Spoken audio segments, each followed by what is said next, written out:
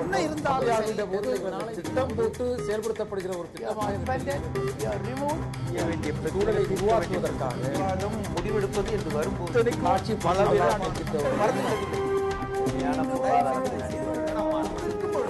எதிர்த்து பேசிட்டு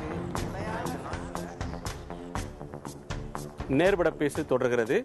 வேட்டி அணிந்து வரக்கூடியவர்களுக்கு அனுமதி மறுக்கக்கூடிய கிளப்புகளின் செயல் விதிகளுக்கு உட்பட்டதா, பண்பாட்டை அவமதிக்கும் செயலா, அல்லது இது மொத்தமும் தேவையற்ற சர்ச்சையா என்ற கேள்வியை எழுப்பியிருந்தோம். ஏராளமான நேயர்கள் தங்கள் கருத்துக்களை பதிவு செய்திருக்கிறார்கள். விதிக்கு உட்பட்டது என்று 5% பேரும், பண்பாட்டை அவமதிக்கும் செயல் என்று 79% பேரும், தேவையில்லாத சர்ச்சை என்று 16% பேரும் கருத்து தெரிவித்திருக்கிறார்கள். அந்த நேயர்களுக்கு நன்றி. இப்போது பார்வையாளருடைய கேள்வி. திரு நளினி அவர்கள் லண்டன் மாநகரத்தில் சென்றிருந்த வைகோ அவர்களும் வேட்டியை தான் அணிந்து கொண்டிருந்தார். சுவிட்சர்லாண்டில் கூட அமெரிக்காவுக்கு சென்றிருந்த அண்ணா கூட வேட்டி தான் அணிந்திருந்தார். ஆனால் தமிழ்நாட்டில் நீங்கள் தமிழக மக்களை கொச்சைப்படுத்துவதாக நீங்கள் உள்ளே அனுமதிக்க கூடாது வேட்டி கட்டியவர்களை என்று சொல்லுவது கூறியிருப்பதற்கு நீங்கள் பகிரங்க மன்னிப்பு கோருவீர்களா உங்கள் கிளப் சார்பாக?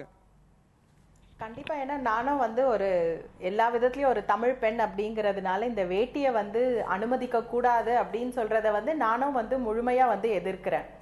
ஆனா இதெல்லாம் எழுதப்பட்ட சட்டங்கள்னு அண்ணா முன்னாடி சொன்னது போல இதெல்லாம் நாளைக்கே ஒரு சட்ட திருத்தத்தினால எடுத்துட்டு வந்துடலாம். அதுக்கப்புறம் அங்க தோத்தி போட்டுட்டு வரவங்கள இல்ல வேட்டி கட்டிட்டு வரவங்கள அனுமதிக்க ஆரம்பிச்சிருவாங்க.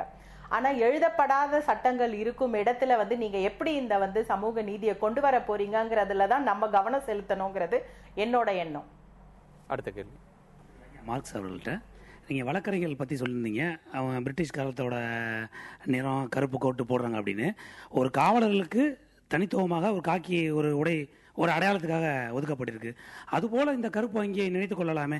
இது பிரிட்டிஷ் சொல்லுவதோ இல்லை நாமே உருவாக்கி இருந்தாலோ ஒரு நல்ல விஷயம் எங்கே இருந்தாலும் எடுத்துக்கொள்ளலாமே. அதற்கு எதற்கு மாற்ற வேண்டும் என்று நினைக்கிறேன். இந்த வகையில் நல்ல விஷயம் அது. உண்மையிலேயே அவர் சொன்னது மாதிரி நீங்கள் அந்த கருப்பு அங்கி எல்லாம் பிரிட்டிஷ்காரெல்லாம் அங்கே குளிர் பிரதேசத்தில் நீண்ட கருப்பு அங்கி மாத்திரம் இல்லை, ஒரு வெஸ்ட்டு, அதுக்கு மேலே நீங்கள் ஒரு ஒயிட் ஷர்ட்டு, அதுக்கு மேலே ஒரு கருப்பு கோட்டு, அதுக்கு மேலே கருப்பு கவுன், இவ்வளவு போடணும்.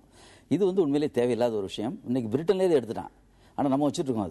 அது இந்த ட்ரெஸ் கோடு எங்கே இருந்தாலும், அது கிளப்பில் மாத்திரம் இல்லை, நம்ம சொன்ன கிராமப்புறங்களில் இருந்தாலும் சரி, இது நடைமுறைப்படுத்தக்கூடிய எந்த நிறுவனங்களும் அது கண்டிக்கப்பட வேண்டிய ஒன்று தான். குறிப்பாக இன்னைக்கு அரசு பள்ளிகளில் ஆசிரியைகள் சுடிதார் அணிஞ்சிட்டு போகக்கூடாதுன்னு சொல்கிற அந்த நிபந்தனைங்கிறது உடனடியாக நீக்கப்பட வேண்டிய ஒன்று. இந்த கிளப்புகளை பொறுத்த மட்டும் அவங்க சொன்னது மாதிரி சட்டபூர்வமாக அதை மாற்றக்கூடிய ஒரு நிலை என்பது ஏற்படுத்தப்பட வேண்டும். ஆனால் அவங்க சொன்னது மாதிரியே பிரச்சனை என்னென்னு பார்த்தீங்கன்னா, கிராமப்புறங்களில் இருக்க இந்த ட்ரெஸ் கோட் இருக்குது பாருங்கள். நீங்கள் இன்றைக்கி செருப்பு போட்டு வரக்கூடாது, அல்லது நீங்கள் வேட்டியை நீங்கள் முழங்கால கீழே கட்டக்கூடாது அப்படிங்கிறதெல்லாம் அது முற்றிலும் இன்றைக்கி அழியலை. நாங்களாம் தினசரி இங்கே போயிட்டுருக்கோம், அந்த மாதிரியான பிரச்சனைகளை அட்டன் பண்ணிகிட்டு இருக்கோம், நடந்துட்டு தான் இருக்குது. அதை என்னைக்கு ஒழிக்க போகிறோங்கிறது மிக முக்கியமான ஒன்று. அது திரு மார்க்ஸ் சொல்லக்கூடிய ஒரு விஷயத்தை சமூக பார்வையில் பார்க்கும்போது, இது ஒரு நீதிபதி இந்த அவமானத்துக்குள்ளாக இருக்கிறார், மூத்த வழக்கறிஞர்கள் அவமானத்துக்குள்ளாக இருக்காங்க, சென்னையில் நடந்திருக்கிறது. இதனால் இது ஒரு ஊடக வெளிச்சத்துக்கு வருகிறது, எல்லோரும் கருத்து சொல்கிறார்கள், ஒரு பரபரப்பாக விவாதிக்கக்கூடிய ஒன்றாகும்.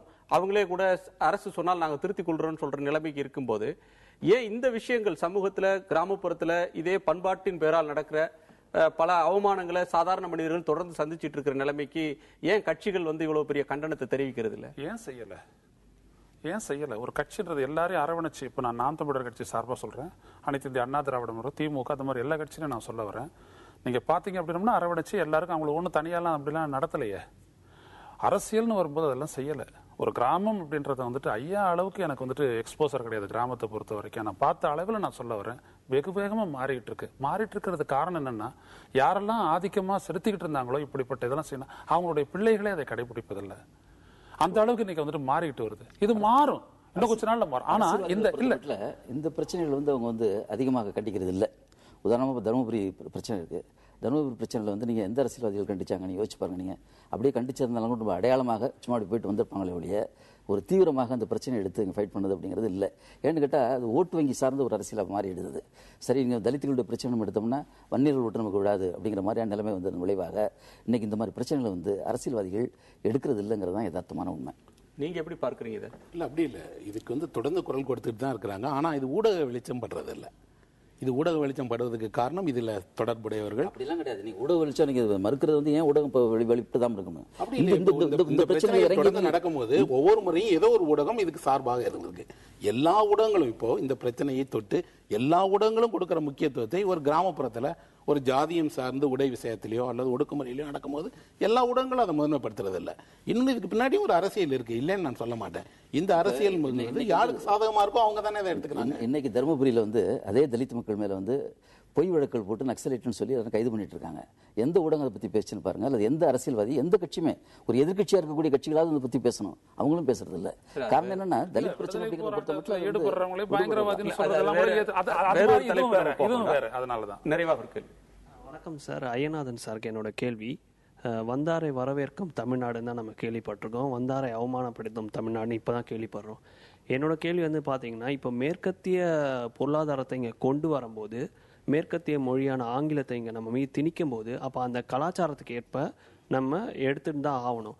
அப்போது அடிப்படையில் சரி செய்ய வேண்டியது கலாச்சாரம், பொருளாதாரம் அப்படி அந்த விஷயத்தையா, இல்லை வந்து அந்த பேரில் வந்து இங்கே திணிப்பு நடந்துட்டு இருக்கு ஆங்கிலம்ன்ற ஒரு மேற்கத்திய கலாச்சாரம். ஸோ எது ஆக்சுவலாக எரர் அப்படின்னு நீங்கள் நினைக்கிறீங்க? அதுதான் நம்ம விடுதலை பெற்ற இந்தியா அப்படின்றது வந்துட்டு நமக்கான எதையுமே வந்துட்டு அது செய்யவே இல்லை.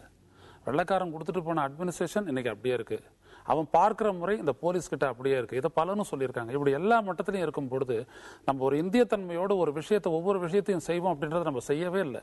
இண்டஸ்ட்ரியலைசேஷன் அப்படின்றது வெஸ்டர்ன்ல இருந்து வந்திருக்கு. ஆனா அதுக்கு வந்துட்டு உடனே ஆங்கிலத்தை வச்சு தான் நம்ம பண்ணணும்ன்ற அவசியம் இல்லை. ஜப்பான் எடுத்துக்கங்க, சீனத்தை எடுத்துக்கங்க, ரஷ்யா எடுத்துக்கங்க, ஜெர்மனி எடுத்துக்கங்க, பிரான்ஸ் எடுத்துக்கங்க, எல்லா நாடுகளிலுமே அந்த மொழி தான் வந்துட்டு தொழில்நுட்பத்துக்கும் வருது. இங்க அதை ஒத்துக்க மாட்டேங்கிறாங்க. அதுக்கு காரணம் என்னன்னா, ஆங்கிலம் வந்துட்டு வலிமையா 200 ஆண்டு காலத்தில் இங்க நிலைநிறுத்தப்பட்டு விட்டது. அதை எதிர்த்து நம்ம செய்யணும் அப்படின்னோம்னா ஆட்சிக்கு வரக்கூடிய அந்த உயரத்துல வந்து அதை செய்ய முடியும், அது செய்யலாம். ஆனா எதையும் வந்துட்டு எதுக்காக ஏத்துக்கணும்ன்ற அவசியம் இல்லை. இது வெள்ளைக்காரன் கூட திணிக்கல, நம்ம கிட்ட இருக்கக்கூடிய அடிமை புத்தி நாம இதெல்லாம் செய்யறோம், அவ்வளவுதான். நிறைவாக என்ன சொல்ல விரும்புறீங்க?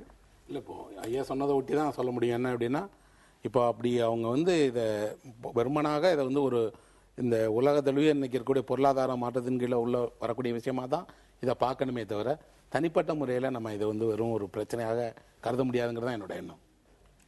இல்லை, இந்த விவாதம் உருவானது ஒரு நல்ல விஷயம் தான் அது.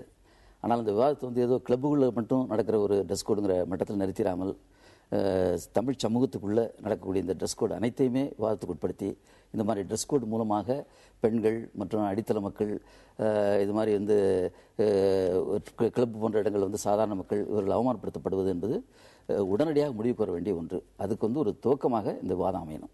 நன்றி. உங்கள் நாளுடைய வருகைக்கும் கருத்து பகிர்வுக்கும் நன்றி. நேயர்களே, மற்றொரு நேர்பட பேசு நிகழ்ச்சியில் சந்திக்கலாம். வணக்கம்.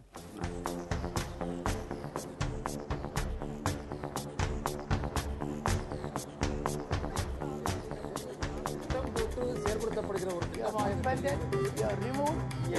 சூழலை உருவாக்குவதற்காக முடிவெடுப்பது என்று வரும்போது ஆட்சி பல